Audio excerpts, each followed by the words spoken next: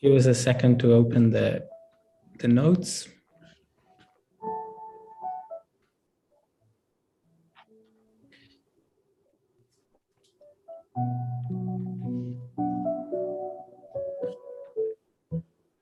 Three, two, one. Good morning and good evening to all of you. My name is Alfredo Giron, and I am the Vice President for Early Career Ocean Professionals at the Marine Technology Society. My name is Dr. Camille Pagnello, and I'm the Vice Chair of the Marine Technology Society's Early Career Ocean Professional section. We want to welcome you all to this webinar organized by the MTS India section titled Women Leadership in Marine Technology, Engineering, and Science. As many of you might know, we have now officially started the United Nations Decade of Ocean Science for Sustainable Development, a global movement that aims to reverse the declining state of the ocean from 2021 to 2030. Our panel today contributes to this vision by being a formally endorsed event by the Ocean Decade. As a partner to the decade, MTS is committed to hosting more of these events and highlighting important themes like today's to accelerate the use of knowledge for a sustainable ocean. I want to give a warm welcome to our keynote speakers, Mrs. Geetha Mutia, Dr. Cleopatra Dumbaya Henry, Ms. Susan K. Land, and Ms. Zdenka Willis. I also want to give a warm welcome to the invitees of this session. Thank you all for being here today. For today's event, you can submit questions to our panelists using the Q&A button, which you can access on the right side of the screen. We will have a brief Q&A session near the end of this event after our keynote speeches. We encourage you to submit your questions throughout the event. I'd like to welcome Dr. Venkatesan, the chair of MTS India's section, to deliver the welcome address to all our guests and participants. Thank you. Good morning, good day, respected speakers, distinguished delegates, invitees, students, and ladies and gentlemen. It gives me immense pleasure to invite you all to this Marine Technology Society India section event. MTS India has grown from a very small level in 2016. Today we are having a 125th event, and the MTS India section received the Best Section Award, and one of our student section received the Best Section Award. And we also have received many students scholarship from MTS. So with this, we have grown. Today we have a UNDGAID endorsed event. And that is we do have two school children who will be speaking about outcome of the UNDGAID. Today, we have assembled here mainly because of the sustained efforts and the support received from many well-wishers, institutions, and student volunteers. I place on record, Secretary General of UNESCO Intergovernmental Oceanography Commission, Dr. Vladimir, has shown keen interest, and UNDGAID Secretaries has been supporting us by making this as an endorsed event. We have many distinguished experts like Dr. Jyotika Virmani, Director of Smith Ocean Institute, USA, who had given a very wonderful lecture on 22nd August, which was a prelude to this event, and that was also a UNDGAID event. Thanks to her. And we have with us other distinguished experts, Dr. Patricia, Executive Director of SCAR, Dr. Signe Thurston, and Dr. Annie Christine from NOAA. And we do have Dr. Sarmendra Karmakar he is a chairman of National Oceanographic Marine Institute, Bangladesh. It's a special mention here is that NOAA has been showing keen interest on this program by bringing about more than 100 students. And they have also organized a prelude event 2 days ago. Also, we would like to place on record the Secretary General of Intergovernmental Oceanography, Intergovernmental Organization, SACUP in Sri Lanka, and many other well-wishers like Dean of University of Massachusetts, Dartmouth, USA, where I'm currently present, Dr. Amit Tandon, and Director of National Institute of Ocean Technology and Director of National Center for Coastal Research. All of them helped us to popularize this event.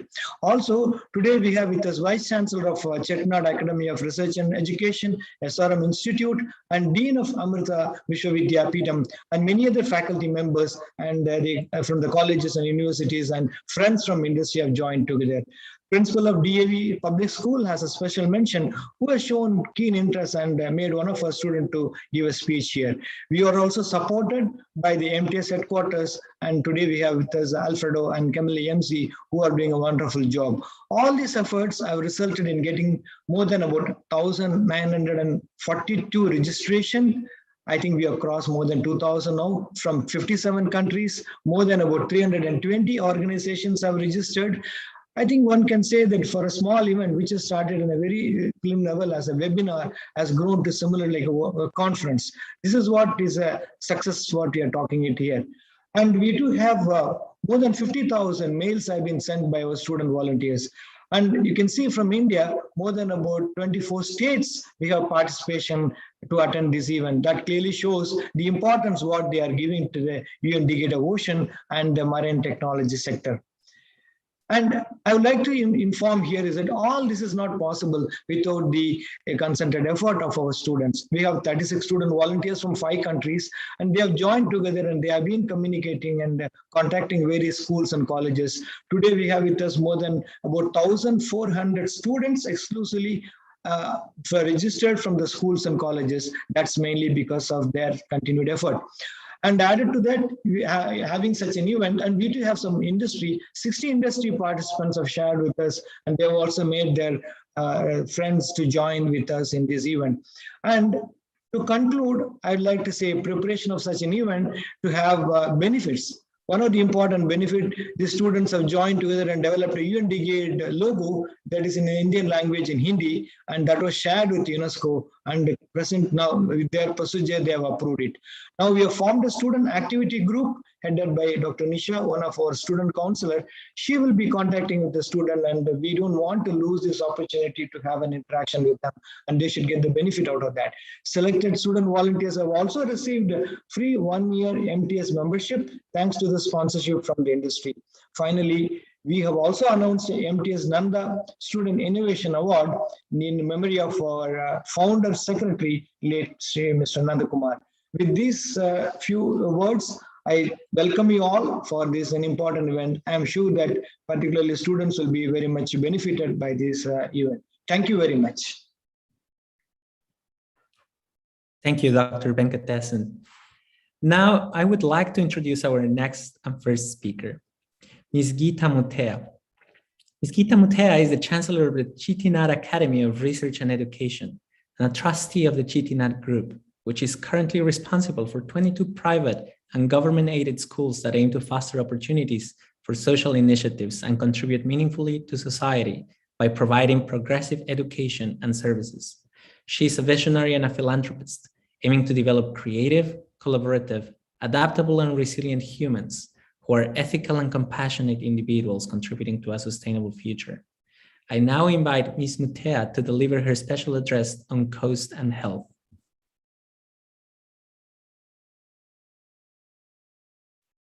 Namaste. To be invited to speak to eminent leaders, students, and people across nations on a topic such as coast and human health is indeed a privilege. I thank the Marine Technology Society for this opportunity. The ocean and human health have always been and continues to be intrinsically linked. Unmindful use of the ocean, like overfishing, habitat destruction, and pollution are few of the many factors that stress the ocean. This has led to several natural disasters and spread of infectious diseases. As we know, the Earth's climate is rapidly changing, mainly due to human activity. The attitude of consumerism has engulfed human culture and its ecosystem. This is leading to global disaster. All stakeholders, the government, the policymakers, the general public, young adults, and children should work together towards the solution. It is at this juncture that education plays a vital role in orienting students towards the totality of life, focusing on sustainability to protect the earth. Schools, colleges, universities should create opportunities to work with nature and develop a deep relationship with nature, while understanding the interdependence and interconnectedness of the entire ecosystem. Such a curriculum will help them learn to value nature, its resources, its flora and fauna. This sensitivity should be the foundation on which further knowledge is built. This will help them internalize knowledge of global issues and realize that if you hurt nature, you hurt yourself. The Chettinad Group, including the educational organizations, have been involved in community initiatives for more than 60 years. The Chettinad Academy of Research and Education is involved in research and research studies to assess the impact of coastal pollution on humans in dermatology, pulmonology, and microbiology. The Ministry of Earth and Science has granted 100 lakhs for this study. As a part of our social responsibility, students regularly go to coastal areas collecting and segregating toxic waste. The rural hospital at Punjeri offers quality treatment for the coastal population. In schools, our focus is to facilitate students to learn through experiences and explorations connecting to themselves and the environment. Students from many of our group schools work with integrated organic farming and composting. One of our schools is also working in forest education. Children and young adults should be enabled to think globally and be consistently involved in community work locally.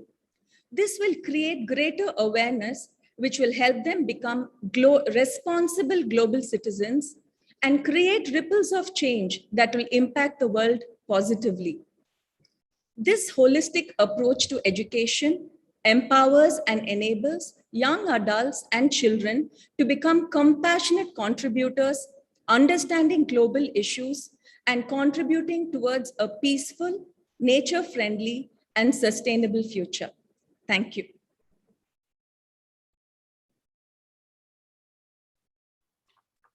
Thank you, Mrs. Mutia, for providing such insightful information on the links between ocean and human health. It's really exciting to hear about your education programs designed to give young students hands-on learning experiences to value and respect nature. Now we will have a presentation by 3 students from the MTS India section on 2 of the 7 UN Decade Outcomes. First, we will have Kriti and Rishika, 5th standard students at the Mothers International School in New Delhi. They will jointly present on the topic, A Clean Ocean. Next, we will have Anusha, an 8th standard student at DVAV Public School in Velachery, Chennai. They will present on the topic, A Healthy and Resilient Ocean.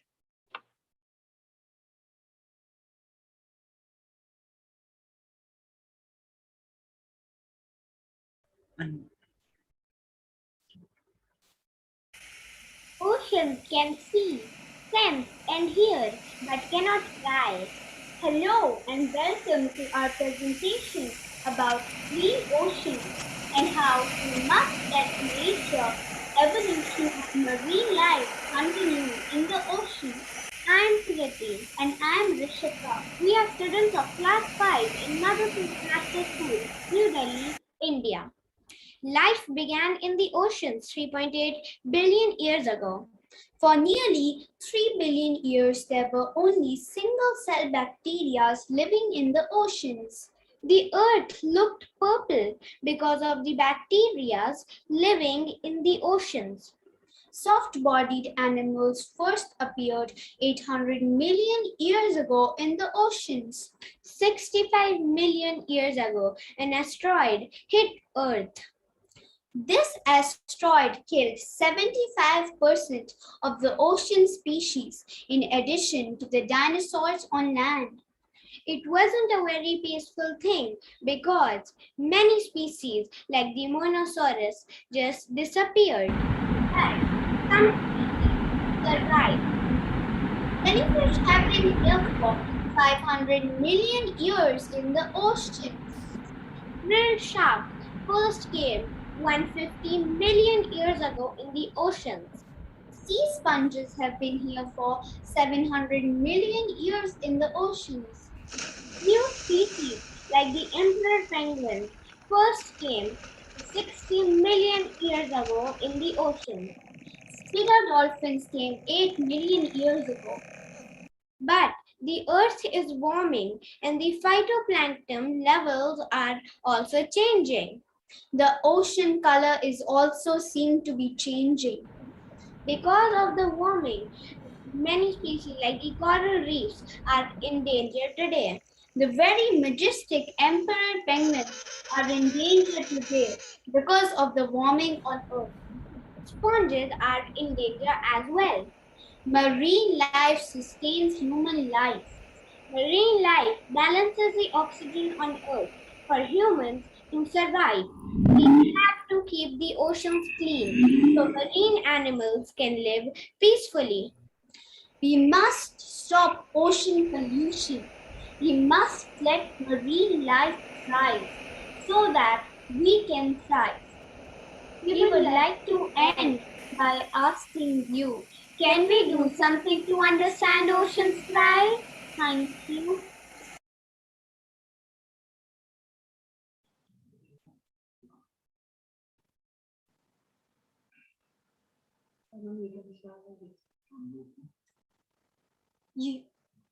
You wouldn't think you could kill an ocean, would you? But that's how negligent we are, said Ayn Rankin. Greetings to the August audience. I'm Anusha Gupta, a student of grade 8 from DAV Public School, Chennai, India. I'm here to share my views on the topic of healthy and resilient ocean. The oceans are an integral part of our Earth system as it gives us so many gifts that we can cherish and appreciate. There's nothing wrong with enjoying looking at the surface of the ocean itself, except that when you finally see what goes on underwater, you realize that you've been missing the whole point of the ocean. Our greed for fossil fuels have played a major role in the devastation of the ocean ecosystem, resulting in unhealthy oceans that are slowly moving towards a harsher and a more hostile future. The ocean is being disproportionately affected due to the increasing carbon dioxide and other greenhouse gases due to human activities. Ocean is a gigantic natural carbon sink, absorbing around 1/4 of the anthropogenic carbon dioxide emission. It takes a very long time for the full effect of greenhouse gas emissions to be realized in the ocean, even if we stop the use of fossil fuels immediately. Stores of methane and carbon dioxide in the world's seas and oceans are in a strange icy stage, and the waters are warming, creating a ticking time bomb. Enhanced carbon dioxide intake has altered the marine carbonate system, which in turn has increased acidity.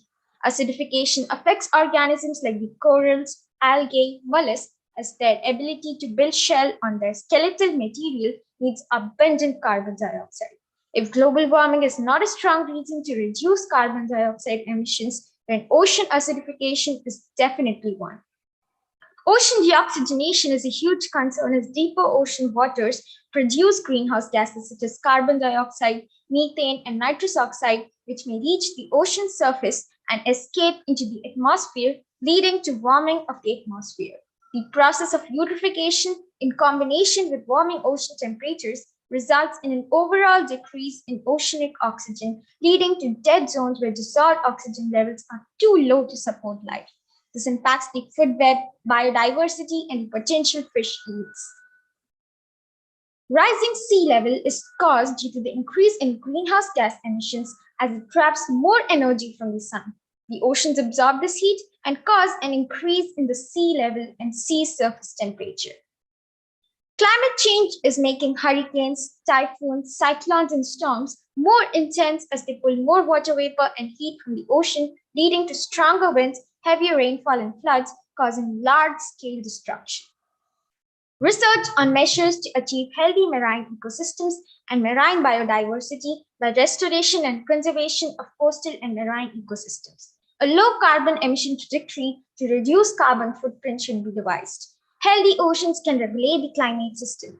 Ocean-based activities like protection of blue carbon coastal ecosystem, managing of oceanic and coastal fisheries, identification of renewable energy source, and decarbonized ocean-based transport can be explored. Mangroves, tidal marshes, coral reefs, seaweeds are some of the nature-based solutions as they store more carbon per unit area than the terrestrial forest.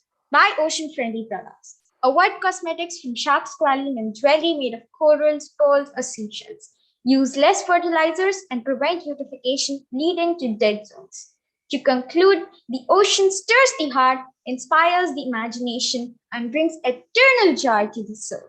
Thank you.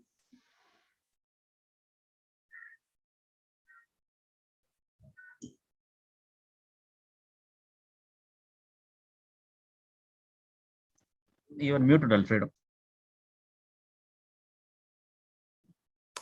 Thanks, Kriti, Rishika, and Anusha. Those were wonderful presentations. It is truly inspiring to see how the next generation is ready to tackle on the many challenges that the ocean faces. We will do our best to prepare the ground for you to flourish and help achieve the sustainable ocean that we all want. I'd like to ask Dr. Preetha Rosalind to introduce our distinguished speaker, Dr. Cleopatra Dumbia Henry, President of the World Maritime University in Sweden.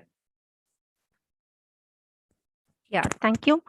I am much honored to introduce our distinguished speaker, Dr. Cleopatra Dumbia Henry, President, World Maritime University, Sweden. Dr. Cleopatra Dumbia Henry joined WMU as president in 2015. Prior to joining WMU, she served as the director of the International Labour Standards Department at the International Labour Office in Geneva, Switzerland. She began her career at the University of the West Indies, Barbados, as a lecturer in law. She later worked with the Iran-US Claims Tribunal in The Hague, the Netherlands, and then joined the ILO in 1986.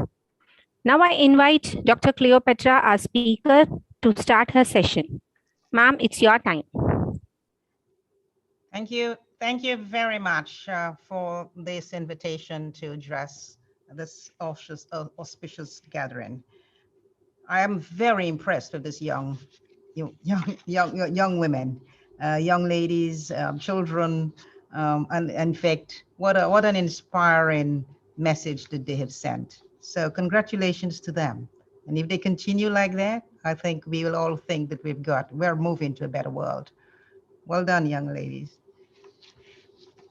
So good afternoon to you all. And my warm greetings from the World Maritime University here in Sweden.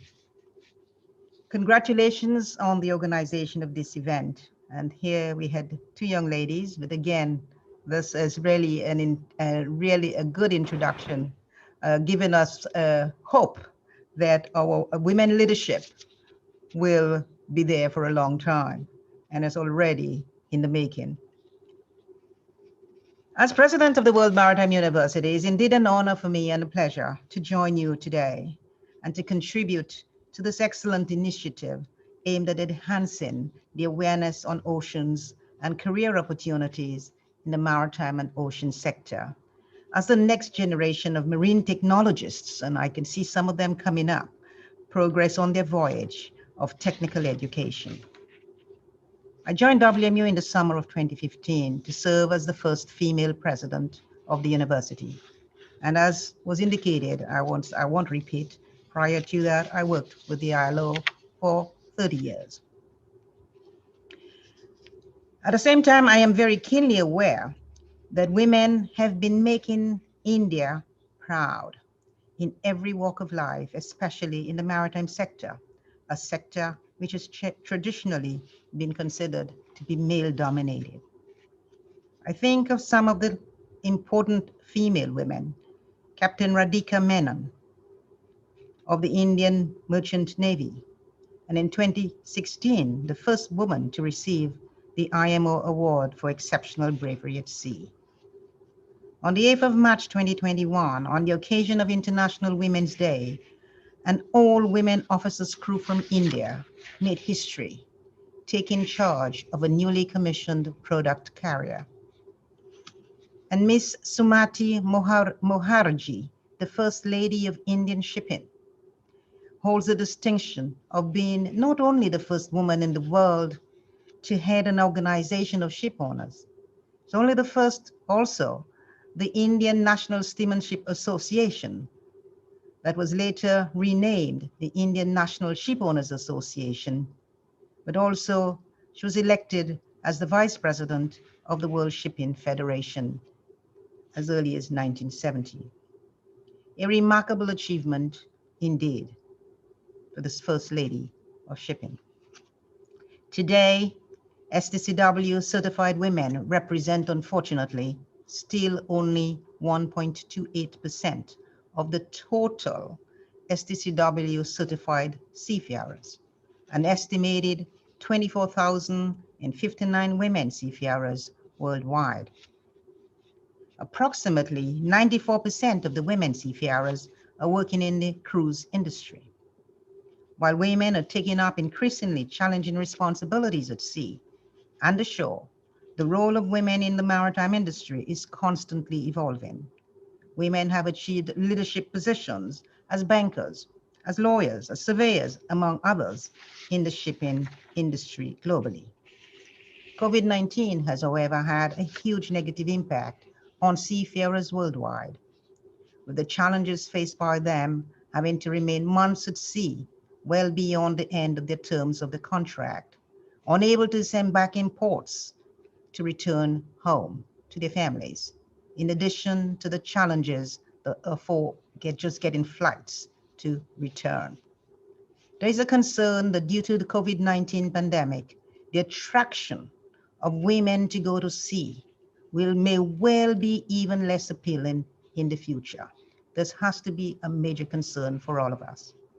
That said, given that a majority of our distinguished audience today comprises of science and engineering students, a brief introduction of the World Maritime University will be of interest.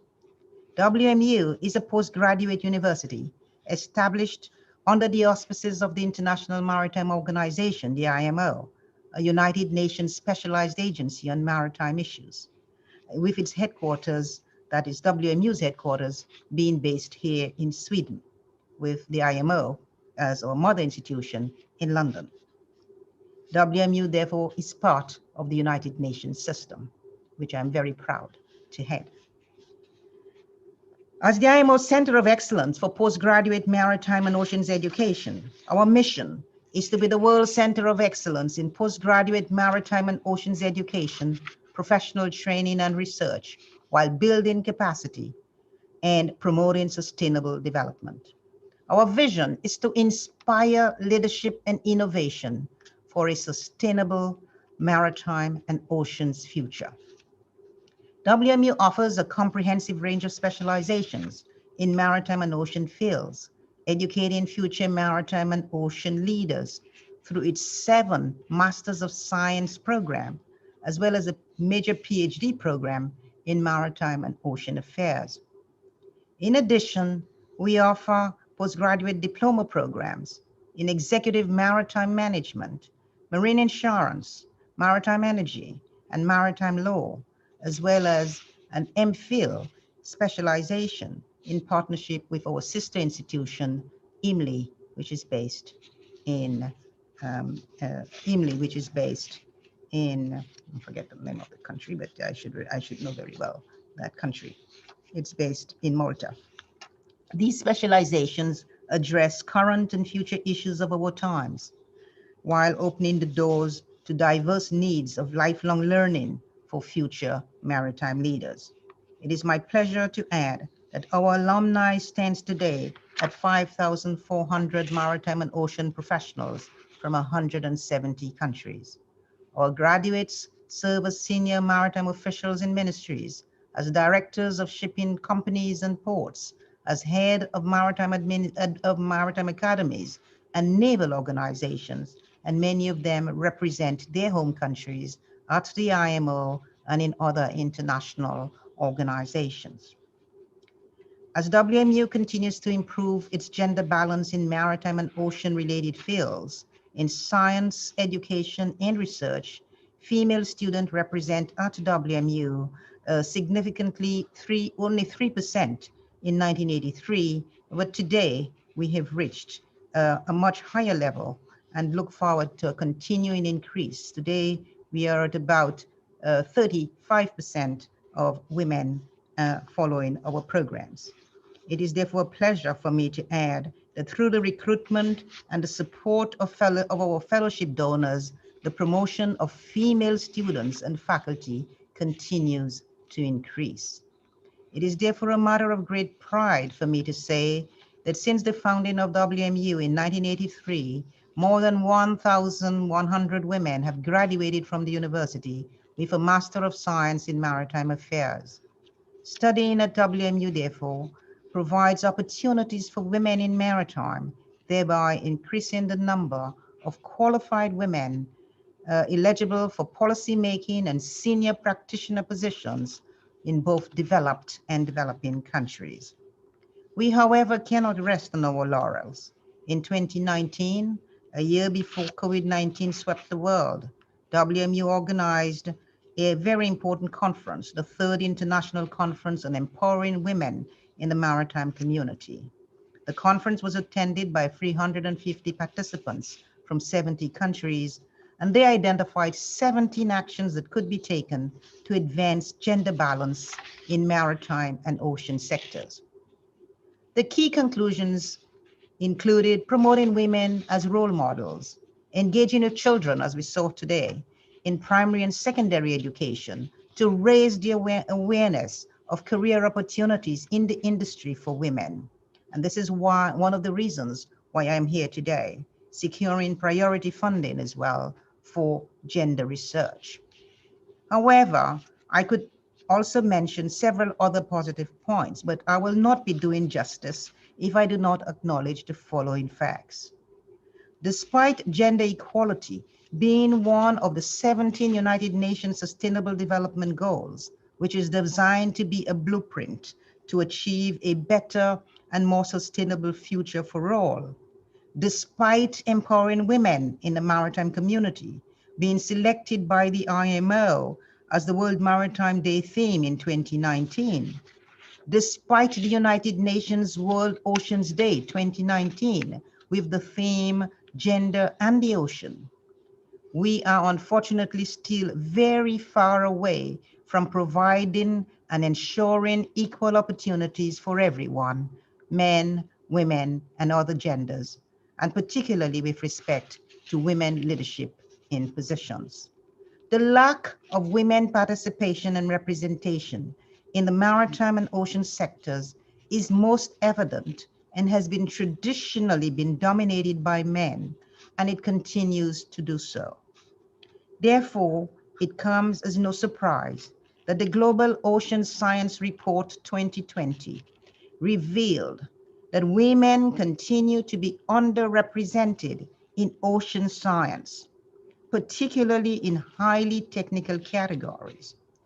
More importantly, the level of female representation in ocean science varies from country to country, ranging from 7% in the Democratic Republic of the Congo to 72% in Ireland as a proportion of all ocean science personnel.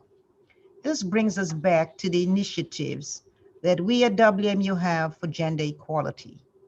I believe that education and training, especially in science, technology, and engineering, is a crucial tool to achieve our collective goal. And in this context, I must say that 2021 is a particularly important year for the WMU community. The UN Decade for Ocean Science for Sustainable Development has begun with the objective of developing scientific knowledge, building infrastructure, and fostering relationships for a sustainable and healthy ocean.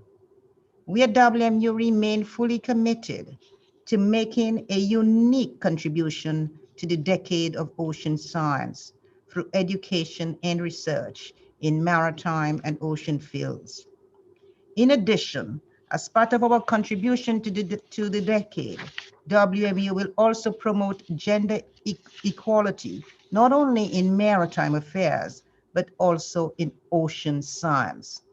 Indeed, it is a pleasure to say that with the generous support of donors, WMU is already engaged in a research and capacity building program entitled Empowering Women for the United Nations Decade of Ocean Science for Sustainable Development.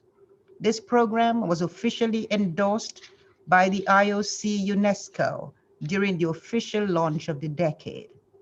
We at WMU are committed to contributing and facilitating the empowerment of women in the conduct of ocean science, as well as delivering science-based decision-making processes in ocean governance systems. Yet, we remain conscious of the fact that COVID-19 could potentially slow progress on taking gender equality forward, as well as women's empowerment. As a result, WMU has been striving relentlessly to enhance its resilience as a university within the United Nations system. We firmly believe that education will create a lasting impact on capacity building in the maritime and ocean industries. We cannot afford to stop this important mission, no matter the difficulties. Inviting people, especially women in science and technology, means investing in the future we want. The future is in our hands to design, to innovate, and to effectively implement. As WMU, we will continue to contribute to the maritime industry and to the ocean we want, because it is our mission to help lead the world to ensure that the future we want will be there and will be developed and supported for the next generation of young men and women. We've just saw the amazing impact that these young, promising women, young girls have just demonstrated. We need to give them a big hand of applause. So thank you so much for the opportunity. Thank you very much, Dr. Doumbia Henry, for your thoughtful remarks. As you have highlighted, women are making history as educators, technologists, and leaders in many aspects of society, starting with young women like the ones that we just heard from. While we still have a large gender gap in the marine sector, hopefully this event and others throughout the Ocean Decade will help us raise awareness to bridge this gap. Thanks for all the work that you do at WMU to better equip more women to be role models in the maritime sector. Just as a reminder to the attendees, please remember to submit your questions throughout the event by using the Q&A button on the right side of the screen. Next, it is my pleasure to invite Dr. Devaraj to introduce our next distinguished speaker, Ms. Susan Land, President of IEEE, the Institute of Electrical and Electronics Engineers. Honorable keynote speakers, the special invitees for this webinar, volunteers from IEEE and MTS, the participants of this webinar, a very good evening to all of you. It's my honor to introduce the keynote speaker, Ms. Susan Kathy Land, the President of the Institute of Electrical and Electronics Engineers, IEEE. Ms. Susan K. Land is a program manager for the U.S. Department of Defense Missile Defense Agency. She has more than 30 years of industry experience in the application of software engineering methodologies, the management of information systems, and leadership of software development teams. Ms. Kathy served as the 2018 Vice President, IEEE Technical Activities. She was also the recipient of the 2007 IEEE Standards Medallion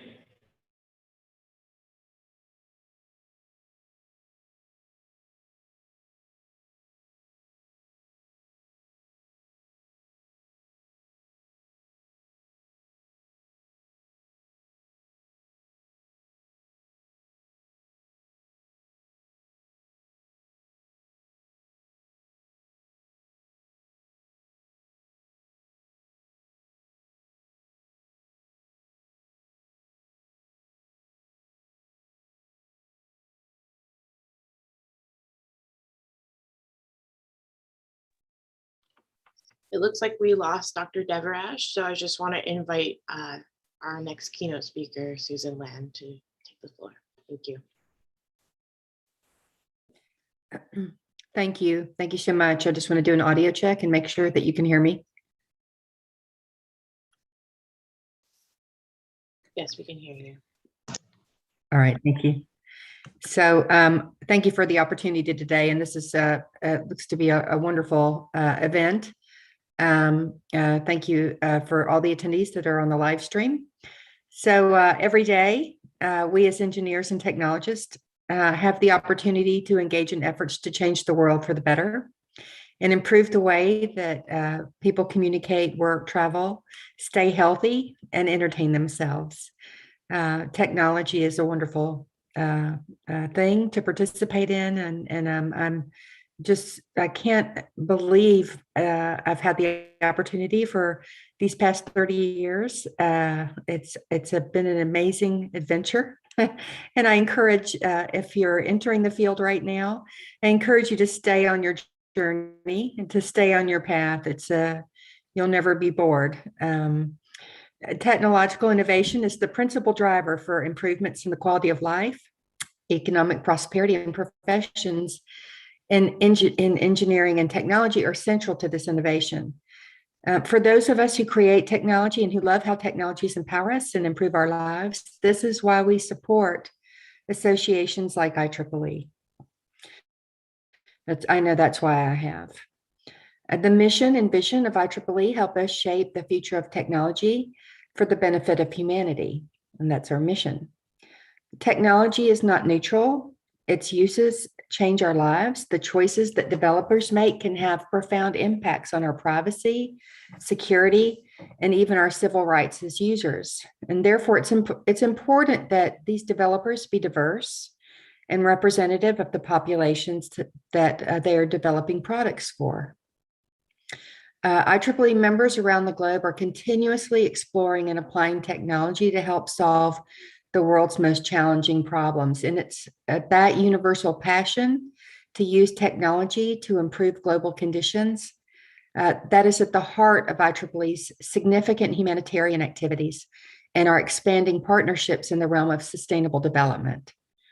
There's a lot of excitement around information and communications technologies, or ICTs, and other innovations as valuable tools for achieving so many of the UN's Sustainability Development Goals, including offsetting poverty and hunger and promoting clean water and sanitation, climate action, affordable and clean energy, human well-being, economic growth, and responsible consumption and production. And these are just a few examples. With over 400,000 members in over 160 countries, IEEE is a leading authority in ICTs and virtually every other technology area touching sustainable development, such as smart cities, transportation, and all aspects of power and energy from generation to efficient consumption. In recent years, IEEE has placed greater emphasis on humanitarian technical activities, and IEEE works across multiple fronts to advance sustainable development, and ensure that we are succeeding in our mission to advance technology for the benefit of humanity. For example, the IEEE Humanitarian Activities Committee, or HAC, was launched in 2016 as a committee of IEEE reporting to the IEEE Board of Directors. And HAC provides a suite of resources that inspire and enable IEEE volunteers around the world to carry out and support impactful humanitarian technology and sustainable development activities at the local level. HAC focuses on raising awareness of how technically trained people can contribute by providing training for engagement in humanitarian technology and sustainable development activities financially, and technically supporting and evaluating projects, cultivating relationships and opportunities so that IEEE can become a leader in the global sustainable development community. One example is the IEEE Smart Village. It encourages development in energy impoverished communities around the world Smart Village provides technical and financial support to local entrepreneurs who expand both energy access and education in remote communities. The program combines the talents of empowered beneficiaries with local IEEE volunteers, both playing an active role in doing the hands-on work within local communities. It really supplies power to areas that are impoverished and have no local power resources. It's an amazing activity. Many IEEE programs are focused on building partnerships with local communities and stakeholder groups to encourage the adoption and implementation of appropriate technology and to increase community capacity building to support local sustainability. Our efforts are focused on strengthening the capacity and impact of IEEE volunteers involved in sustainable development activities by raising awareness of how technologists, scientists, and engineers can contribute, facilitating different levels of education and training, providing funding for projects and events across the globe, supporting multi-stakeholder collaboration through IEEE activities, and building strategic partnerships to better leverage opportunities. In addition, IEEE recently received consultative status with the United Nations Economic and Social Council. This special status is granted to non-governmental organizations which have special competence in and are concerned specifically with some of the fields of activity covered by the United Nations Economic and Social Council, or ECOSOC. This approval recognizes IEEE's contributions to date to sustainable development and humanitarian technology and to supporting the achievement of the UN's Sustainable Development Goals. This status enables IEEE to more closely participate in the work of the United Nations and to attend international conferences and events, make written and oral statements at these events, and organize side events. We can enter the United Nations premises and have opportunities to network and lobby. This partnership will also provide a strategically important opportunity to significantly increase the impact for IEEE's contributions going forward. We're also currently engaged with the International Telecommunication Union, or ITU, which is the United Nations Agency for Digital Technology. As for barriers, it's true that new environmental, ethical, and equity-related challenges are being introduced by some of our world's most promising transformative technologies that threaten to undermine trust and hinder advances in sustainable development. ICTs, for example, may contribute to increased levels of emissions in terms of their production, energy consumption, and associated electronic waste. They also raise new requirements around issues of systemic risk, diminishing trust, privacy issues, and issues of data transparency, ownership, and agency. Developers and operators of ICTs therefore must maintain awareness of and employ consensus-based technical practices and standards, recognizing and aligning with end users and citizens' values. Groups within IEEE are working to create a plan to develop IEEE's future engagement in creating and supporting technical solutions, particularly in the areas of sustainable energy and ICT. There's a need for the development of alternative and prospective energy system architectures, technologies, and case studies that demonstrate the potential for new approaches to power and energy that can help chart the path toward a net zero greenhouse gas future. As for sustainable ICT, we recognize the need for advancing human-centric, secure, trusted, and ethically oriented ICT that will enhance and sustain human societies over the long term. Across the organization and our membership, the IEEE Code of Ethics encourages our members to strive to comply with ethical design and sustainable development practices. This is crucial given the global scale of the environmental, social, and governance challenges that threaten to influence the living conditions of our current generations. This year has certainly demonstrated the impact that professional engineers and technologists have had on society. We have witnessed amazing engineering developments and important medical and technological breakthroughs. We've stayed connected and engaged leverage computing and communications to allow critical work to continue while keeping individuals and families safe. The challenges and changes we have witnessed in local communities across nations and around the world confirm that the work of professional engineers, technologists, educators, young professionals, and students preparing for technical careers will continue to be in high demand and will continue to have a great impact.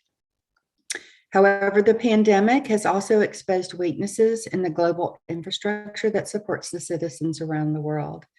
It's become even more apparent that the vital communications, computing, energy, and distribution infrastructure that has been so critical during these times is not always equitably distributed, particularly in less developed regions. And this has increased concerns and a focus on the digital divide.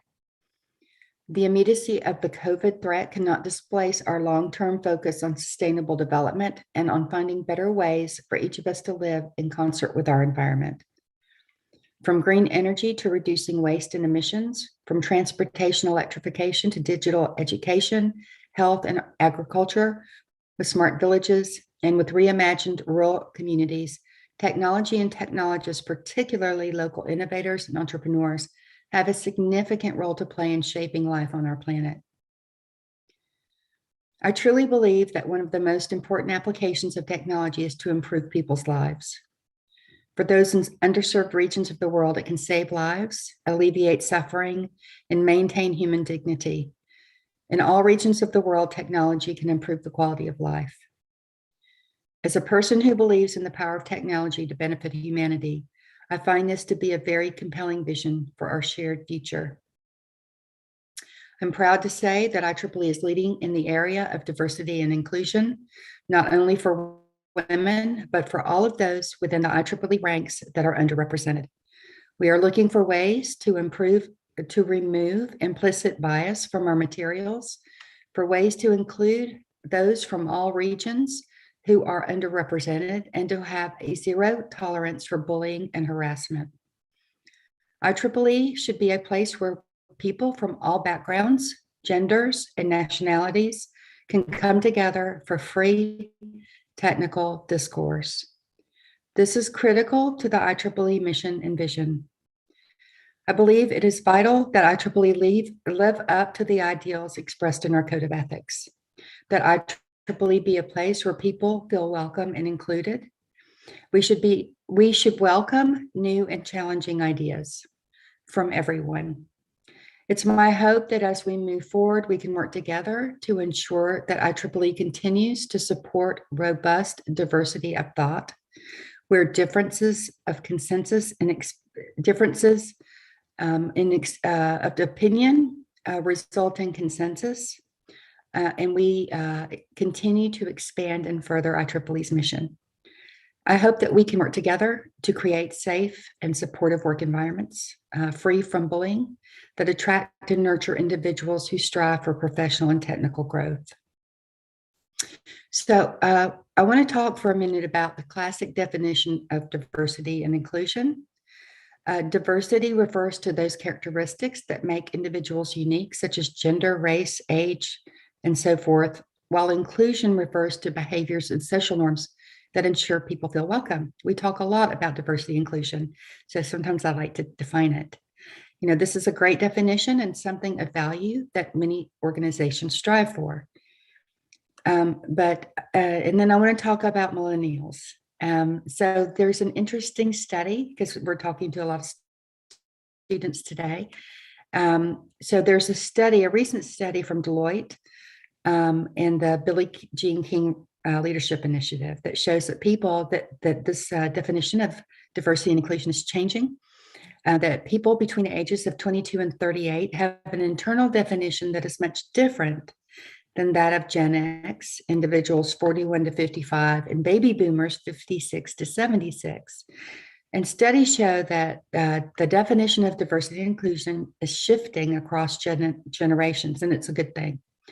That today's younger generation views diversity as the blending of different backgrounds, experiences, and perspectives as a necessary element for innovation. They use the word diversity as a requirement to overcome challenges and to achieve goals. and inclusion is the support for a collaborative environment that values active engagement, open participation, acceptance of differing opinions from individuals with differing ideas and perspectives that has a positive impact with transparent, engaging, and communicative leadership. So in a nutshell, today's young people view diversity and inclusion as a requirement for success. And inclusion also requires the acceptance of differing opinions and perspectives. To me, this is a very encouraging sign. This is particularly important within IEEE because we should always welcome new and challenging ideas from everyone.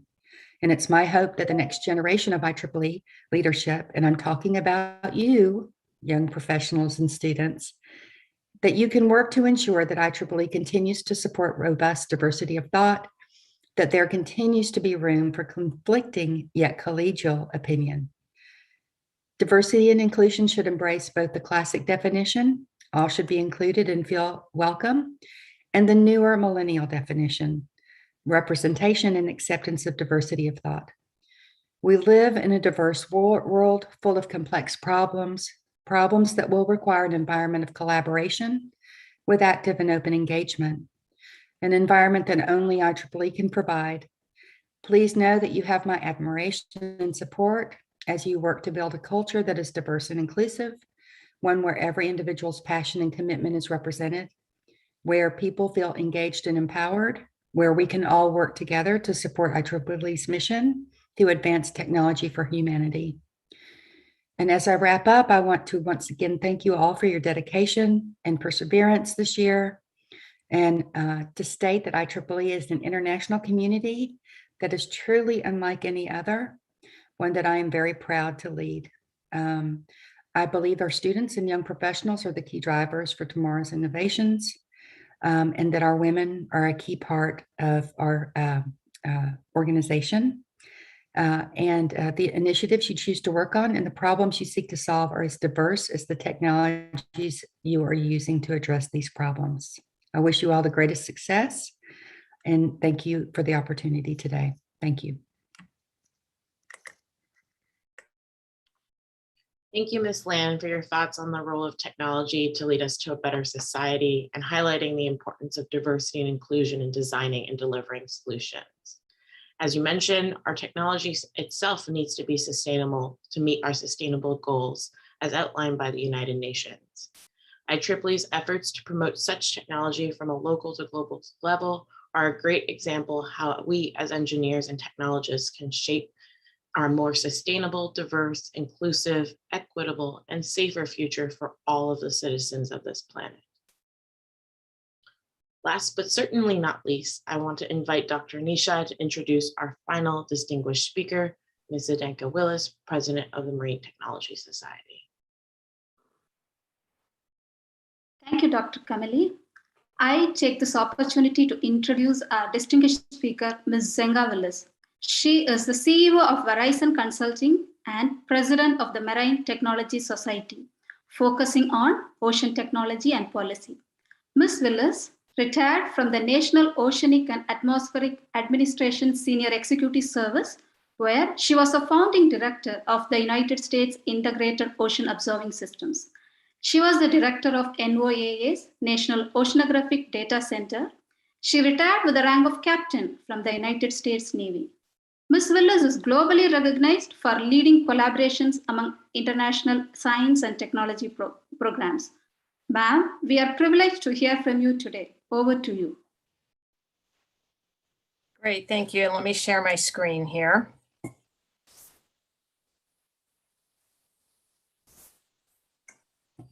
Great, are my slides visible? Yes, ma'am. Great, thank you. It is certainly my distinct pleasure to talk with you today and to follow the two amazing women who spoke to you just before I have, and to the students who presented those wonderful, wonderful videos. So I have a little bit different on my talk. I wanted to talk in three parts. First, how technology has been part of my career, some of my leadership thoughts, and then the focus on the ocean. So I began my career in 1981, commissioned as a meteorology and oceanography officer in the United States Navy. My first duty station was on the United States Naval Service ship Harkness, collecting bathymetry off the coast of Haiti. This was pre-GPS, and we actually had to tie our hydrographic survey to our geodetic grid on land. And we had to do this simultaneously. So we had a marine topological unit, or a Navy Seabees, and while they were surveying on land, we were surveying in the water. And in the end, you hoped it all came together. And luckily it did. So what you see here is a picture of the theodolites that we used. Now I had the greatest job. I was the captain of my own 35-foot hydrographic survey boat. But as you can see, there's a fathometer in the picture on the far right, and that has a paper trace. And I gotta tell you, that smell was not the most enjoyable. So fast forward to 1991, when I returned to sea as commanding officer of the oceanographic unit on board the USNS Maury, this time a deep ocean survey vessel. And we had multi-beam sonar systems on board, but it wasn't until 9 months into my tour that we actually upgraded that equipment in survey, where we moved away from paper plots that accompanied the data to collecting the computer systems where we could actually see the data we were collecting in real time and a representation of the sea bottom. Today, technology allows us to have the aspiration to map both the ocean and the Great Lakes by 2030. Two movements being supported globally by industry, government, and academia. Now, many of you look at your iPhone for a weather app, but it wasn't always that way. I joined my fellow female officers on the watch rotation, where we hand plotted weather observations and made forecasts for ships at sea. Moving weather to the digital systems was a big deal. One of the challenges we had to overcome was, how can we make a computer draw a wind barb? But in 1988, I led the project to get the first computer-generated weather analysis into the same computer as military operational briefs. And that was a huge accomplishment in those days. In 2000, I was the director of the National Ice Center, commanding officer of the Naval Ice Center, where we had just celebrated 10 years of using satellite data to predict ice extent and concentration. The technology challenge we undertook during that tour was to move ice charts drawn by hand to be drawn by the computer. The image on the left is what you see today, where colors depict extent and concentration. But that was too much of a leap in 2000. We really had to work with those developing in the computer programs on how to actually draw the egg code, which is the image on the right. I am happy to tell you that we prevailed and implemented the first fully digital end-to-end ice analyst system. So technology has been part of my career, and I challenge all of you to make technology advances in your own work. So let me switch to leadership a minute. So creativity. Leadership is many things, but being creative is high on my list. Just before I took over as commanding officer of the oceanographic unit on board the Maury, there was damage to the engine, and we were in port getting fixed for 4.5 months. Now I have to tell you, it's not good for sailors to be idle. So we had to come up with creative ways for them to stay out of trouble. So what are some of the things we did? We were in Yokosuka, Japan. As you can see, we renamed our ship USNS Maury, marooned and under repair Yokosuka. We did things like, as a team, climbed Mount Fuji. We did lifeboat drills that turned into lifeboat races. And you can see us practicing highline exercises with a Navy ship across the pier. I also sent sailors on Navy ships that were going down to help the relief effort after the eruption of Mount Pinatubo. So the second thing I learned is persistence. There is no magic wand. It's persistence, persistence, persistence, and hard work. We moved the Navy from paper charts to digital charts, but this was not a quick evolution. First, we had to convert a worldwide portfolio of charts into a digital format, and that took a lot to agree on. We then had to build the display-based systems based on the International Maritime Organization standards for the Electronic Chart Display Information System, or ECDIS, but we had to adapt that to the military. We very quickly learned that the technologies we were developing was actually the easier part of the equation. We had to address the cultural changes. And this was a new way of navigation. And ships and submarine crews had to be convinced that this new way of doing business was going to be safe. I was part of the cadre of officers who drafted, staffed, and ultimately got signed the policy to have the Navy make the move to digital charts. I left the Chief of Naval Operations Staff in 1999 off to other assignments, but returned in the capacity as Deputy Navigator of the Navy in 2003, and we were still working on that transition. I will say I was aboard in 2005 on the USS Cape St. George when she was authorized to return to port using her ECDIS-N systems and not on paper charts for the first time. Today's discussion, it's not whether we have electronic charts, it's where is my dynamic database and advanced framework of services. So we've come a long way, but it has taken persistence and hard work. The final thing I'll leave you with from a leadership perspective is confidence. Opportunities come to you in strange ways. Having confidence in your experience and know that you can learn and adapt. So I arrived at something called the National Strategic Gaming Center, and I had absolutely no idea how to build tabletop exercises. But I was given the opportunity to build a new program which involved tabletop exercises for the elected members of the United States Congress. So I used my previous experience in problem solving and building teams, and we put together that first exercise in 3 months, and it was on agricultural bioterrorism, not something I knew a lot about. We realized we had to build not only technical content, but create an interactive and engaging event that would attract these members of Congress and very senior members across our military and our national agencies. We had a very successful program, and after 2 years, we had conducted 10 exercises with over 100 distinct members of Congress attending, and many of them attending more than once. So I tell you, be brave and go for it. In my career, I have had the privilege of working across boundaries between agencies and country. From my days at the National Ice Center, I came to understand the single most important part of a partnership is the belief in the intent. There is no memorandum of understanding or contract that can be written that can cover everything. And if that fundamental belief and intent is not there, someone will find a loophole. Yes, there are things you need to consider. There are differences in cultures and in timelines, and there are definitely limitations. But believing in the intent, to me, is still the most important piece. At the National Ice Center, we had a great relationship with Canada's Joint Ice Center. And I remember in late 2000, we had this idea, proverbially written on the back of a napkin in a bar, that we should come together as North American Ice Services. And because of the trust we had developed over many years working together, it became a reality years after I left the Ice Center, but it did become a reality.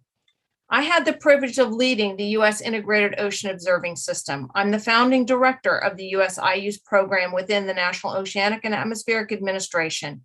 And it was to forge a national partnership across many agencies that have something to do with the oceans, coast, and Great Lakes, and forge this new concept of regional associations that linked us to academia, industry, and non-federal governments in locales where people lived and worked. While it is a success now, it's only because of the passion of the community that believed in the greater good and the intent of IUS that allowed us to have that success. So in my final section, it's a great time to be studying and working in the marine sector. The ocean decade has kicked off. The United Nations Sustainable Development Goals has a dedicated goal on oceans, and the blue economy is widely talked about. The blue economy is often discussed in a framework of traditional sectors that include shipbuilding, transportation, and offshore oil and gas, with emerging sectors including fisheries and bioproducts, power generation, and tourism. Dr. Rick Spinrad, the NOAA administrator and past president of MTS, has challenged the community to think about the new blue economy. The new blue economy that includes a knowledge-based economy looking to the sea not just for extraction of material goods, but for data and information to address societal challenges and inspire solutions. Expectations for this economic sector are starting to be realized and will depend critically on the development of a vast array of new information-based products, as well as new policies and innovative ideas for workforce development. I draw your attention to a new book edited by MTS members Lisa Holteling and Rick Spinrad on this topic. So let me highlight just one project that brings the UN Decade of the Ocean and the SDG together and the importance of the ocean economy, and that's in biodiversity.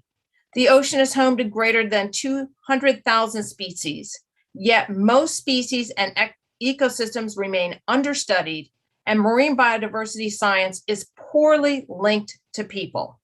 Therefore, the Marine Life 2030 will establish the globally coordinated system to deliver actionable, transdisciplinary knowledge of ocean life to those who need it, promoting human well-being, sustaining ocean development, ocean conservancy, and driving an ocean economy. This addresses the Ocean Decade Challenges 2, 9, 10, and the Sustainable Development Goal 14. Now let me turn to something called an ocean enterprise. IUCE and the National Oceanic Atmospheric Administration put together a study to determine the scope and size of the United States ocean enterprise. This study focuses on the private sector in two categories: those that take observations and measurements in the ocean, coast, and Great Lakes through a variety of technologies, and intermediaries, those businesses and organizations who use ocean information to make value-added products. This is actually the second in the study. I was involved in IUCE on the first study. The second study is going to be released this month. And as you can see, a large increase in companies, which represents a large number of startups. There is an increase in jobs and revenue. And while I appreciate this is the United States view, there are complementary studies in the United Kingdom and in Canada that are showing similar trends. And for us in the United States, it is important to be able to link the science and the technologies to the economy and to jobs when we're talking to those that appropriate our funds in Washington, which is our elected representatives.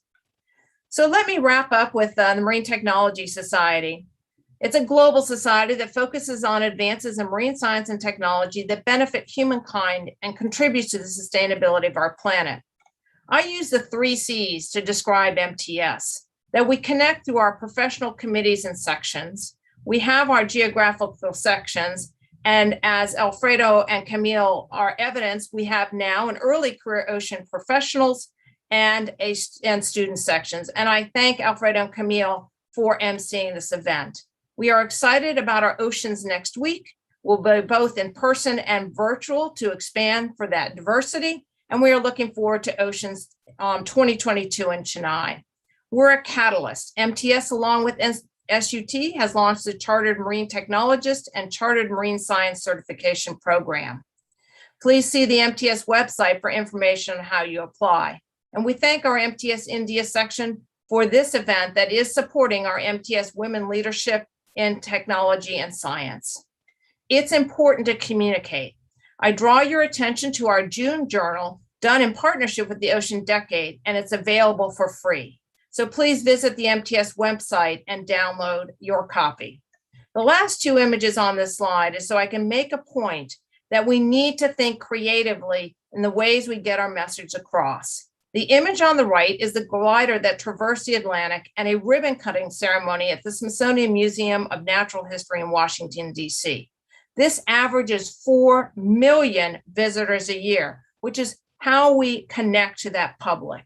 And on the left, the United States exhibit to the Group on Earth Observations, where we talk about how, like jazz music depends on many instruments and people to create great songs, we need observations from across the Earth observation enterprise applied to societal challenges so we can really make a difference. So become part of MTS. And on my final slide, when it's all said and done, it's about people, places, and program. May we never forget those we've lost. I hope that I have made a positive impact on those I have worked for, worked with, and those who have worked with me. For the programs I've had the privilege to lead and be associated with, and to the many interesting places I have gone. Thank you for allowing me to talk to you this morning, and let me turn this back over for the remainder of our program. Thank you.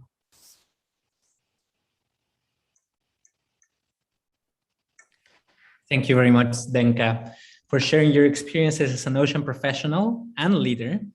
It is really inspiring to hear from you that we as early career ocean professionals and students will be faced with challenges, and that it is not a question about whether we will be able to overcome them, but how we will do it. Thanks also for highlighting the evolution of technology that makes it possible to only now achieve the ambitious goals of the ocean decade. As you have stressed, it is only by developing close partnerships between government, industry, academia, and civil society that we will succeed, something that MTS not only embraces, but promotes and facilitates. Thank you.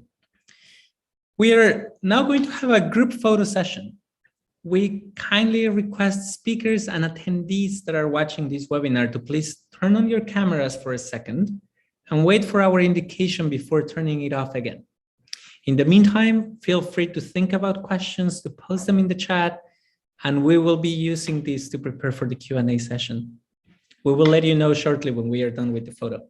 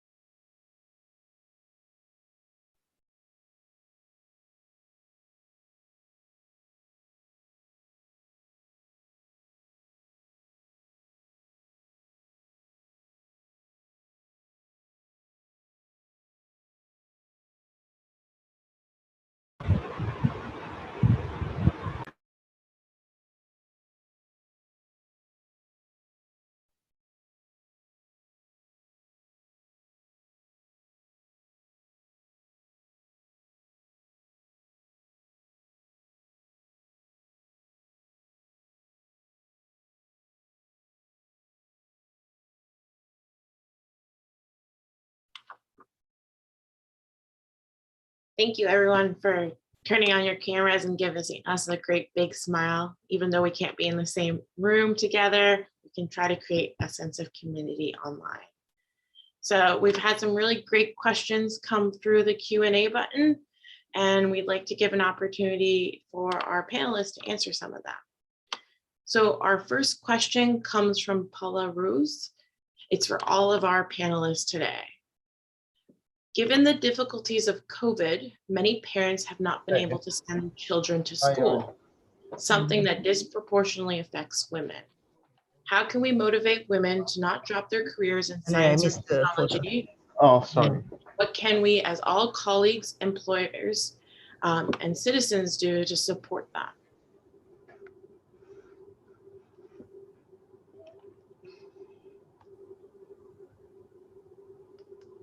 Dr. Dumbaya Henry, do you have any thoughts on that question?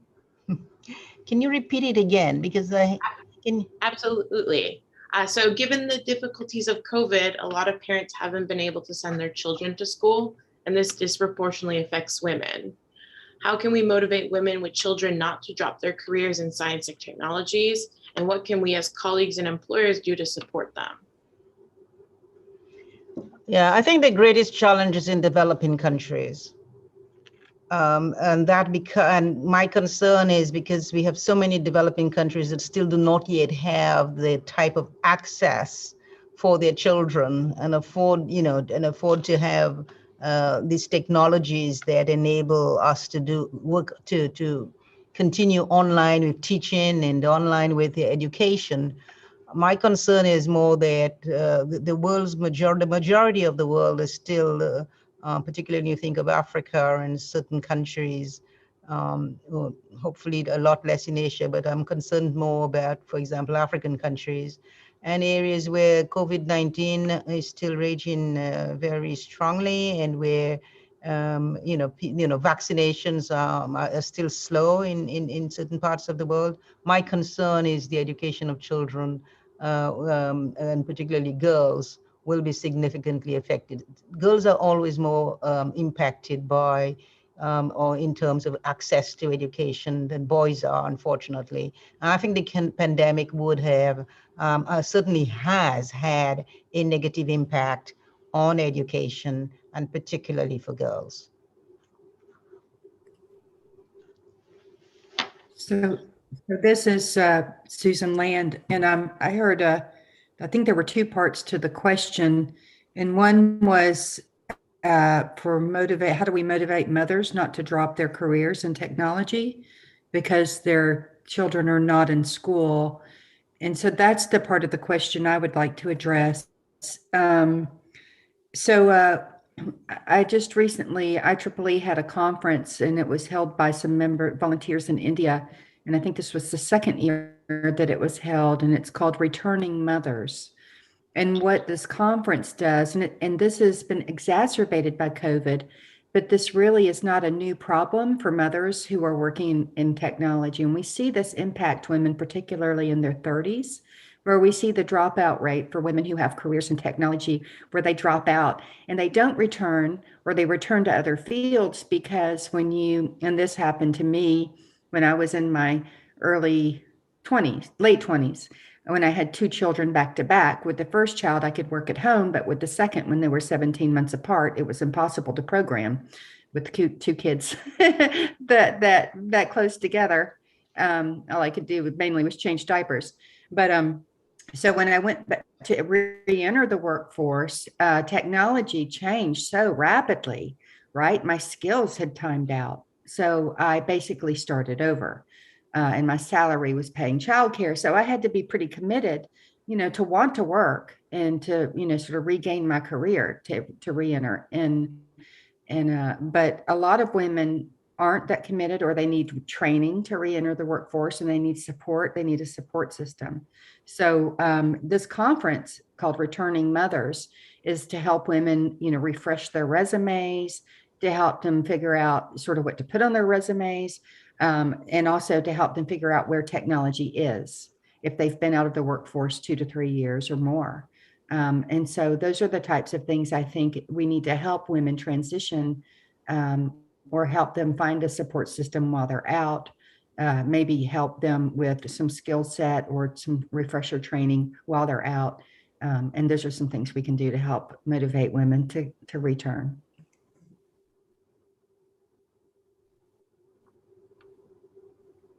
Thank you, Susan and Cleopatra, for your thoughts.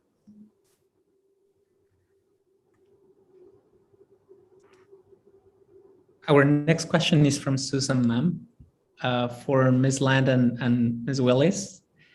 Can students at the college and university level and early career ocean professionals join MTS and IEEE at discounted rates? And if they do so, what are some of the benefits that they will get out of this?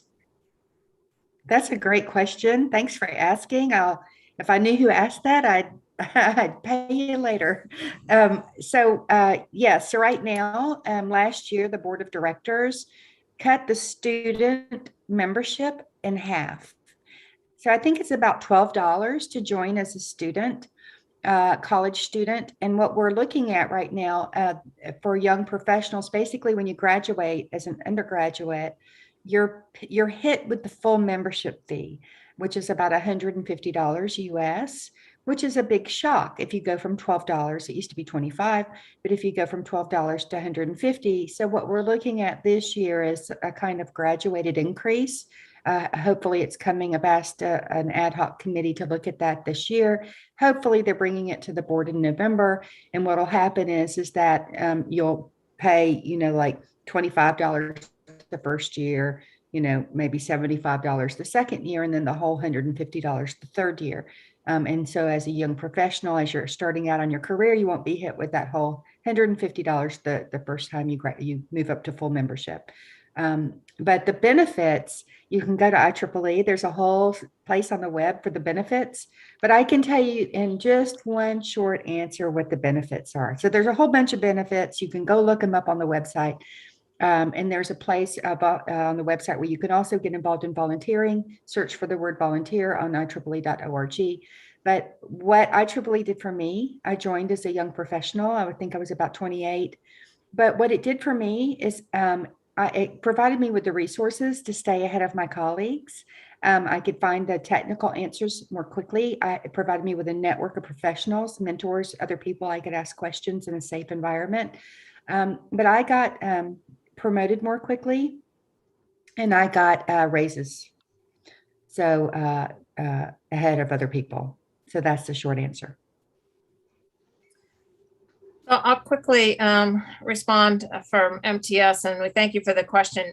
Yes, we have student membership, which is at $25, and then we have done two things with our early career ocean professionals. First, we as a board now have a vice president for early career ocean professional, and that's Alfredo, because we wanted to make sure that we put our money where our mouth was, that this is important. And we now have a global section, and the rate is $50, and the full MTS is $75. So we do discount that, and that discount also applies to conferences. We are looking to our ECOPs and our students and MTS to kind of be from that cradle all the way through to your senior career and provide the networking opportunities, the introductions, and also to help shape the future of MTS. And so I know we're really short on time, so I'll stop there. And for us, it's just thrilling that what our ECOP section has already done. And you can see they are emceeing this webinar, and they've put on several other webinars. So we look forward to great things for our students and our ECOP. So I'll stop there.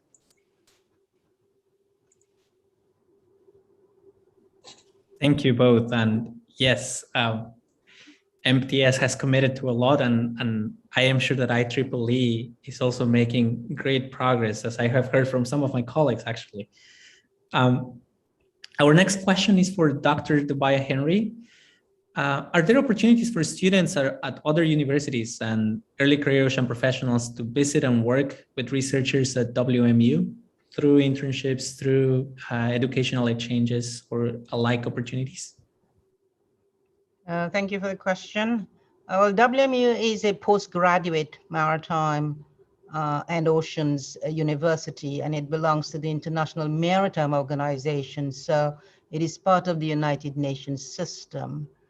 I think in terms of our student body and in terms of the individuals that work there, we work at the postgraduate level, so not at the undergraduate. So we take them after they have completed their first degree. And of course, even if they may not have sufficient knowledge of maritime issues, they can, this is an opportunity where they can actually bifurcate into another very specific area, maritime and oceans. And this is, and the oceans is a huge, is probably it's more 3/4 of our planet. And so this is a very, very important area, and it's an area where I have given a lot of attention to, and I set up a Global Ocean Institute within the university to deal and to focus on ocean-related issues, ocean issues outside, in addition to the maritime issues. That is, of course, sort of well-established program. But our global, on the ocean side, we have made significant strides. My biggest question, my biggest concern in this area of maritime and oceans, and of course, I've done a lot of other things in other areas, having been working with labor issues for more 30 years of my life. But my concern is that we still have a long way to go, and that's why WMU was established, to help build the capacity of developing countries to engage in maritime and ocean affairs. It's a very specialized field, and this is an area where I would say 90% of our work is focused on helping build that capacity for developing countries to engage in these on these issues. India, of course, is a very big supporter of the university and very engaged with us as well. And we have a number of faculty members from India who are spectacular, actually. And so I think we're making big progress there in terms of broadening the scope of engagement. It's not it's not enough to have just members going to the IM, International Maritime Organization, and attending meetings there. That's good, but that alone is a small group of people, and therefore what education does and what a university like ours does and is doing and has been doing for globally is really to broaden the scope and expertise. And we offer 7 specializations and a number of other, and of course with a PhD program, have been at the postgraduate level, and a number of distance learning programs that are also offered by the university. And it is another avenue to enable a lot of individuals to be able to engage and follow programs and courses online, as well as, of course, classes at the university itself, which is based in Sweden, in Malmö, Sweden, the host of the university. Thank you for all that information. So this will be our last question, and I ask each of you to try to keep your responses brief. So what opportunity inspired you to become an engineer, technologist, marine scientist? And what opportunity do you suggest young students and early career ocean professionals to seek to further their professional development? So we'll start with Ms. Willis.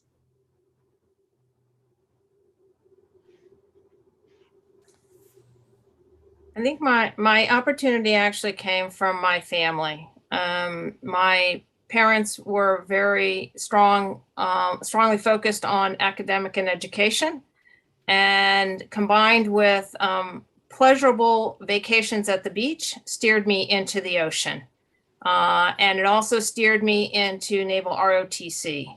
And then Navy ROTC steered me into the oceanography community in the Navy. So I really put that route back into my parents and the significant support that I have. I just urge all of our young students out there to follow what you are passionate about and seek support not only from your family, but from your friends to attain your goals. And know that you have professional organizations like MTS and IEEE where you can reach out to gain that support. Thank you. Ms. Land?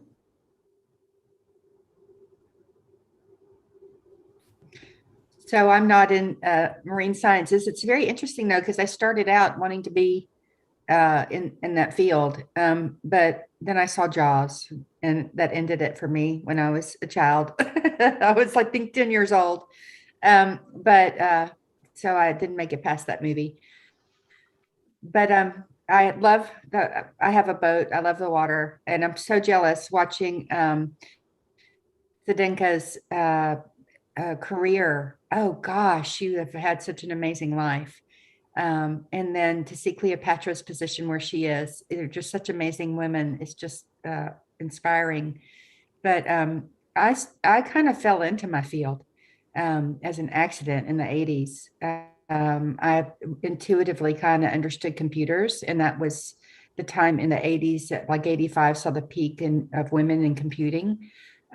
So I'm very fortunate, very lucky, have had a wonderful career. And what I tell, especially young kids, both girls and boys, when I do STEM talks, is that technology is the great equalizer. That if you want to have a really fun and interesting career, it doesn't matter your background. You can come. I came from a very poor background. It doesn't matter what you look like. It doesn't matter the color of your skin. It doesn't matter the part of the world you come from. It doesn't matter your gender. That if you have the best idea in the room, that's what matters. And that's why technology is so wonderful. So that, you know, and if you don't ever want to be bored, to go into technology. So I've had a great career and met some wonderful, wonderful people. So, you know, I think that's what we should always try to share the joy of our field. I hope I haven't lost everybody, but I think we're done. Thank you, Ms. Lamb. I can hear you. My screen just went blank, but they basically just share the joy of our field. Thank you. Thank you, Ms. Lamb. Dr. Dumbi Henry. Well, I'm a weird one, actually. I come from a very big family of 11 children. So you can well imagine what it meant, and how could you get to school and get funded and all of that. But you know, really, I've been very fortunate in life. I come from as I say, a very big family. I come from a very small island country, and therefore the oceans. That's why it's so important to me. And maritime issues have always been important to me. From my days at the ILO, I was responsible for maritime affairs in addition to many other things. And the opportunity, I was also a lecturer of law before at the University of the West Indies, but the opportunity I had to be able, I've been fortunate, and that's where I say I am a good role model for a lot of people from the developing world. I think I can be a good role model. I do a lot of, I try and do my best to encourage others to follow that path as well. Of course, it takes a lot of energy. It takes passion. It takes determination. In fact, is the most important thing. Yes, we can story. Yes, we can. Of course, we can. And I come from such a big family of so many children, and I think the whole thing is about parenting. No matter how poor or how you are, if we don't get the right parenting at home from the very, very beginning. My mother died quite early at 45 and left him with all his children. And he said we all had to go to school, and you're not going to stop your education in high school because our mom just died. No, you're going to continue. You're going to prove, she's going to be very proud of you later on somewhere out there. And so he really was encouraging. And I think what we need around us and what our young children and our young people need, and because so much is happening now in our world, it's going so fast, and people have so many engagements and things else they want to do, that they forget those that we have to encourage and mentor. So mentoring for me is a very important thing. And I'm very fortunate that I have had the career that I've had, and be able now to get back into education. I studied in education, then went off and did other things. But being able to give back through education, in my view, is one of the most important things. Encourage others, motivate young people. There's so many things going now around in their lives, and they don't see, they sort of lose sight of of the destination, really. And that is something that we all have to be concerned about. I'm very worried about COVID-19's impact on the developing world. I mean, it's one thing, the developed world will be able to pull itself back. But since you still don't have vaccines and enough vaccines and proper vaccines around the world, I have become very pessimistic about how are we going to end and what's going to happen to so many. But again, opportunities come, and it is how we take those opportunities and make the best use of them, and how we give back to those who've enabled us to get to where we are, no matter what. But let us just continue to give back, empower others, empowering women, and have our men empower us. That, in my view, is extremely important for us to ensure that sharing of the burden, that determination to make a difference, that support that we need to look after our neighbor. These are the things that I think at the end of the day in life that matters. And I'm passionate about the fact that right now I can, as president of the university, take the university in the direction that I think is going to be helpful in our small way, each of us in our own small way, but it's going to be helpful in terms of building capacity and enabling others to take advantage of it. That's what I would say. It's something that I think we all share, having seen these incredible women around this event, that let's continue to be the role models for others. Yes, we can. Yes, we did. Yes, they can. Thank you.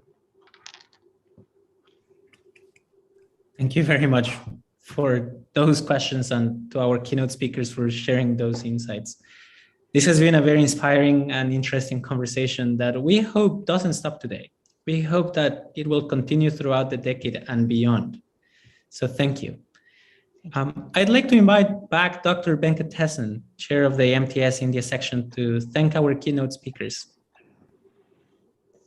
Thank you, Alfredo. At the outset, I'm completely satisfied the way we started, the way we are going ahead. It is really, I can say, one of the most successful events where we started in a very, very simple way, and the final discussion and the question and answer session become more personal, more emotional, more interactive. This is what is the aim of all the activity, what we have planned. Just about more than a month ago, we started thinking who are all could be the speakers and who would be involved in such an activity. Okay, the current COVID crisis has made us, we could not meet, but this has enabled us to connect to such eminent personalities who could not travel to such a long distance, but however, this current technology made us to come together. The first, I would like to felicitate Mrs. Geetha Muthiah, who in a short notice agreed to come forward and to share her experience in spite of her completely busy schedule and the commitment what she has got with the 22 institutions what she has to look for. And she also spoke in her lecture about passion towards education that is linked to the sustainable development and the coastal communities. That's more relevant to India. That's the reason we want somebody from the India to speak, because the coastal hazards like cyclones and the tsunami and the storm surge is all linked to the society. So we need somebody who talks about the society, to the health. Here comes Mrs. Geetha Muthiah, who has given a wonderful lecture. I can first say all four of them had a passion, but this is one among them touching to the society. I really appreciate. And sorry, ma'am, we could not be felicitating you in person. Kindly accept our virtual memento. And when I come to India, in Chennai, I will come and meet you and personally thank you. Thank you very much for all the interest what you have shown to Marine Technology Society, in particular the students who are present here.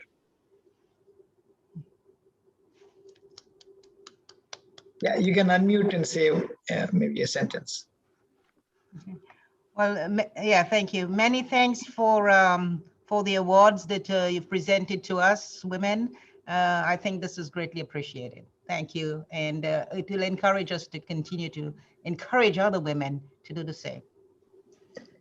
Next, we have the president of WMO, and I was working with IMU, International Maritime Organization, which is really looking, because the maritime sector is more towards male, and there are few individuals who have come forward. She is a classic example to show the women leadership, particularly in the highest position, one among the few United Nations officials, and she could spare her time to share her experience, and her presentation was really enlightening how the marine sector is moving forward and how it started in a very small level, and the importance of blue economy, which many countries are looking to that. Her lecture on the involvement of women empowerment will be really helpful. Thanks, ma'am. Thanks a lot, and kindly accept our virtual memento.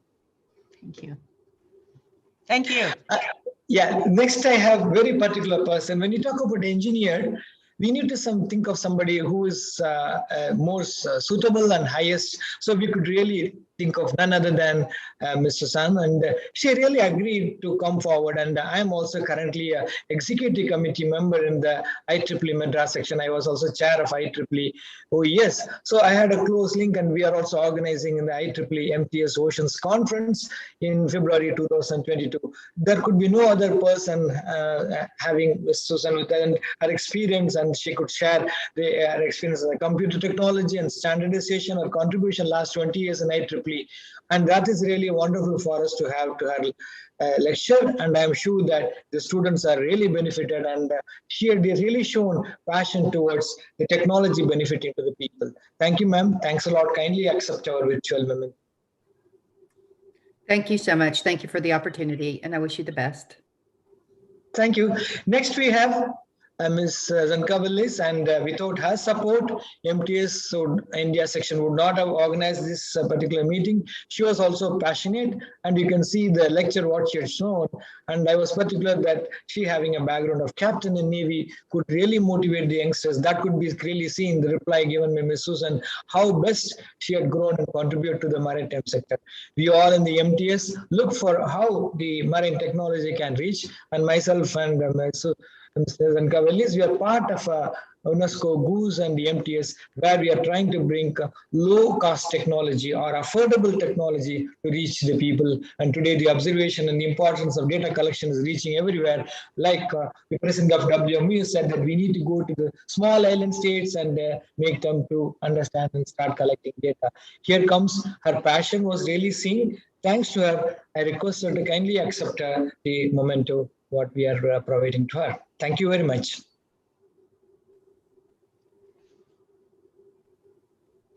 Yeah, with these few words, I am really sorry that the program extended.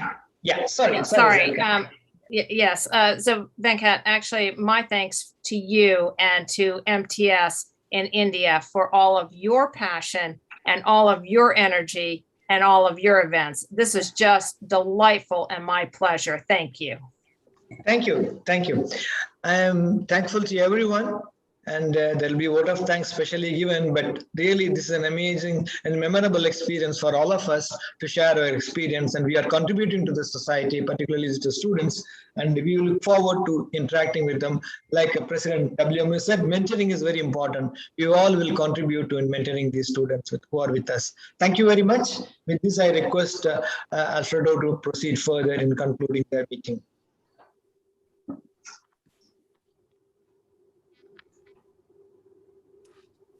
Thank you, Dr. Venkatesan, and thank you again to our keynote speakers. This was a truly wonderful panel. I now want to invite Dr. Monica to propose the vote of thanks. Thanks, Alfredo. It's in fact a great honor for me to propose this vote of thanks. On behalf of MTS India, UNDicate, all our sponsors, in fact, from all of us who are present here, I would like to thank our esteemed speakers, Ms. Wills, Ms. Susan, Dr. Henry, Ms. Geeta, for sparing their precious time from their busy schedule and gracing the occasion. It was wonderful listening to them. Their vast experience, knowledge has enlightened all of us.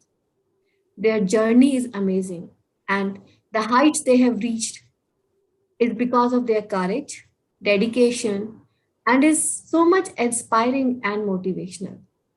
I'm sure you'll agree with me that listening such wonderful people is a lifetime moment, especially for the students, as this message will remain with them and they can follow it and nurture themselves. I'm really amazed to hear these kids. The school students know so much. In fact, present so well.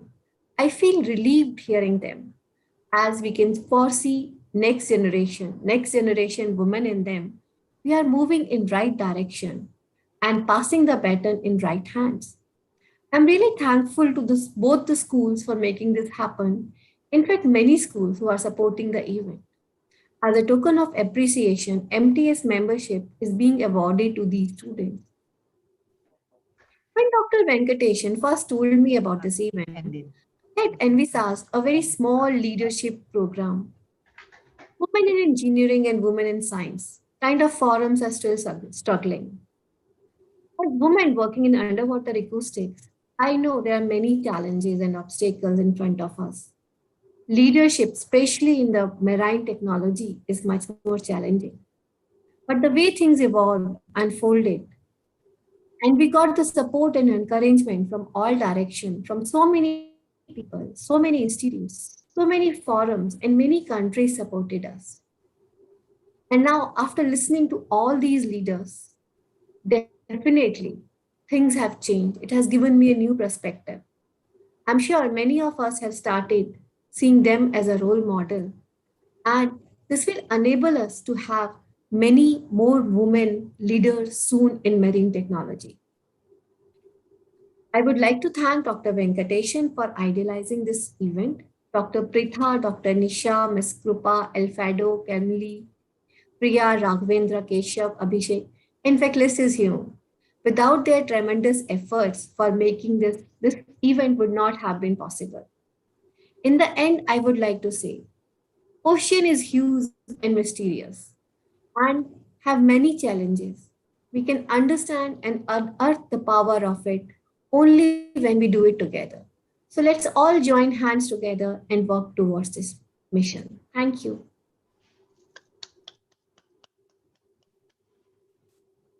Thank you very much, and thank you for that applause.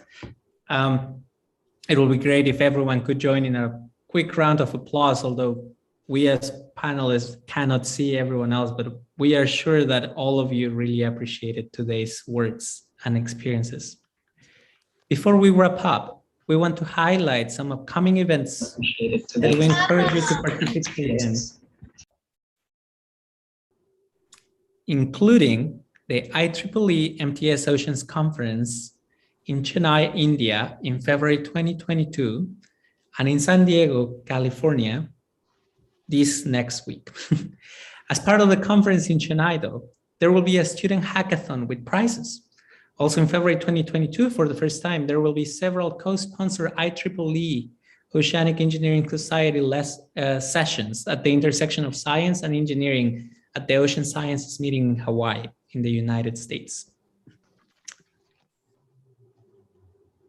On behalf of Alfredo and I, we want to thank all of our speakers for sharing their insight about their journeys, to our attendees for listening and their fabulous questions, and a big thank you to the MTS India section for organizing this event. This has really been a great event, and we truly hope it sets a precedent for how the UN Ocean Decade can bring to the surface powerful and inspiring voices. As part of the Oceans Decade program on gender equity, we want to highlight the important role of women as leaders in driving innovation, business, education, and many other aspects that are crucial for a successful Ocean Decade. Our speakers today from all different walks of life were truly inspiring, and we hope that they inspire you to continue your journey to help for a more sustainable ocean. Thank you again, and have a great rest of your day. Thanks a lot. Thanks to everyone. Thank you very much. Thank you. Thank you. Thank you. Thank you. Thank you. Thanks a lot. Thanks a lot. Thank you. Thank you. Thank you. Thank you. Thank you, Alfredo. Thank you, Camille. Thank you, Amanda. Thank you, Monica. Thank you. The great event. Thank you.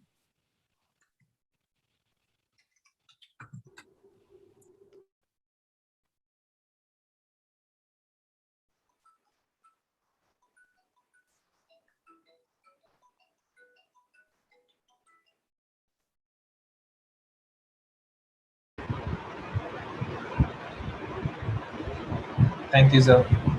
Thank you, Raghavendra. Thank you, Keshav. Thank you, Abhishek. Thank you, Ravinder. Thank you, Dr. Preeta. Thank you, sir. Dr. Monica.